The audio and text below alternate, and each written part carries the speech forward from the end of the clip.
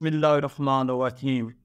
मेरे दोस्तों, भाइयों, हमवतनों व मुसलमान भाइयों, मैं आपको मुख्तसर सी एक तकरीर करना चाहता हूँ और बताना चाहता हूँ कि हमारे मुल्क में, पाकिस्तान में, ये अदालतों में जो निज़ाम चल रहा है, क्या इससे इंसान को इंसाफ मुहैया हो सकता है, या इससे पैसा भी ज़्यादा लग रहा है, सरमाया भी ज़्यादा लग रहा है और वक़्त भी बहुत तवील है।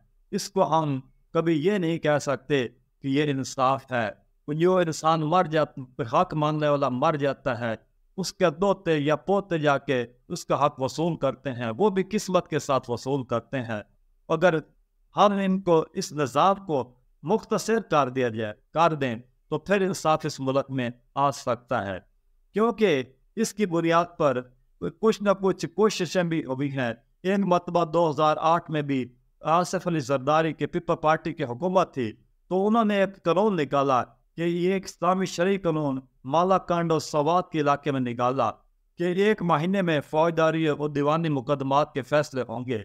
उन दिनों में वहाँ पर अदालतें लगी और लोगों को कुछ न कुछ इंसाफ की उम्मीद पैदा हो गई। अगर वो हो जाती तो पूरे पाकिस्तान में ऐसा ये सिलसिला चल निकलता। मगर उस वक्त वकला ने वापस सुप्रीम कोर्ट में यह पटिशन दायर कर दी कि अदालतें आगे भी मौजूद हैं, इस किस्म के मतवाजी अदालती निज़ाम की इजाज़त नहीं दी जा सकती।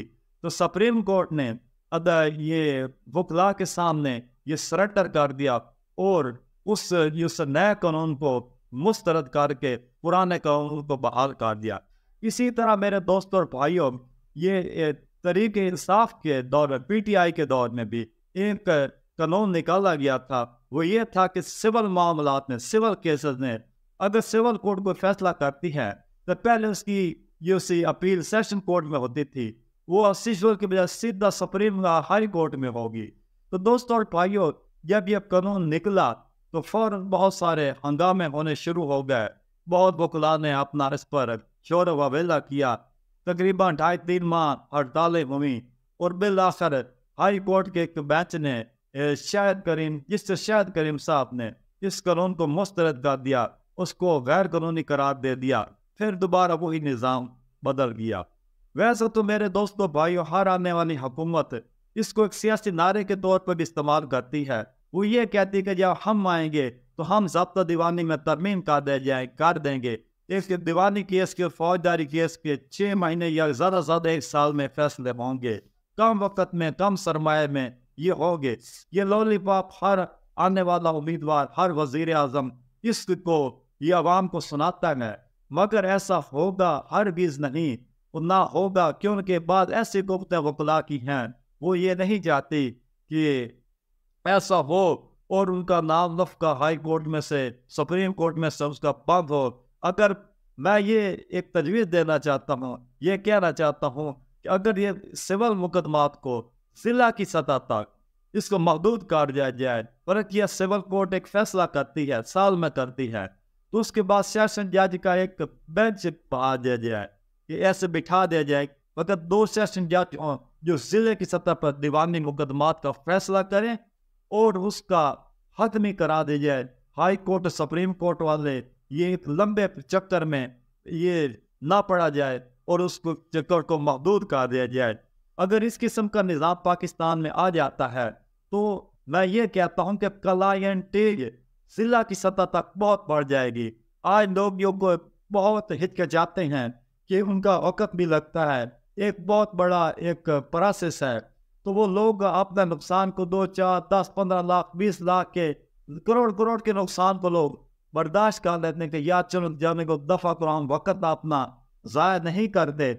और अगर यही हम अपने दूसरे कारोबार में आप वक़्त ज़ाया करते आप लगाते हैं, या अपने और किसी दीगर एक्टिविटीज़ में हम अपना वक़्त लगाते हैं, इससे कम से कम ये हमें बहुत ये लंबी ये दिक्कत खजालत से हमारी जान छूट जाएगी। तो मेरे दोस्तों और भाइयों, अगर हमारे पाकिस्तान में इस किस्म का कोई निज़ाम आ जाता है तो उससे एक ये बात हो सकती है कि वकलाए साहिबान की ये क्लाइंटेज वो डिस्ट्रिक्ट जुडिशरी की हद तक बहुत बढ़ जाएगी, क्योंकि कम से कम वक़्त में और कम सरमाए में इंसाफ ज़्यादा से ज़्यादा लगेगा। ये दलील पाव दी जाती है कि अगर सेशन जज कोई गलत फैसला करें तो फिर क्या होना चाहिए कि हाई कोर्ट का दरवाज़ा खुला होना चाहिए। अगर हाई कोर्ट का कोई जज गलत से फैसला करे तो सुप्रीम कोर्ट का दरवाज़ा खुला होना चाहिए। मैं उन दोस्तों भाइयों से कहता हूँ कि यहाँ पर वो लोग भी हैं जो सुप्रीम कोर्ट के फैसले से भी मुतमईन नहीं होते। वो ये भी कहते हैं कि यह सुप्रीम कोर्ट का फैसला ये भी सही नहीं है, उस पर भी बहुत ले दे होती है, उस पर बड़े तबसरे होते हैं, ये ऐसे होना चाहिए, ऐसे नहीं होना चाहिए।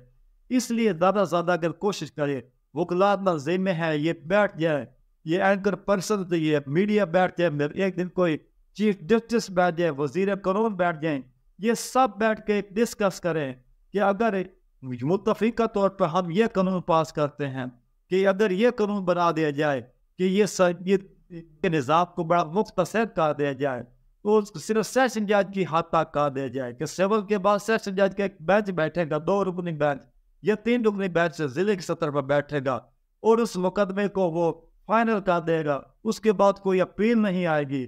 तो ये काम बहुत आसानी से, बहुत एक कम वक्त में ये लोगों को इंसाफ मिल सकता है। जो हाई कोर्ट के धक्कों से जान छूट सकती है, सुप्रीम कोर्ट के धक्कों से जान छोड़ सकती है।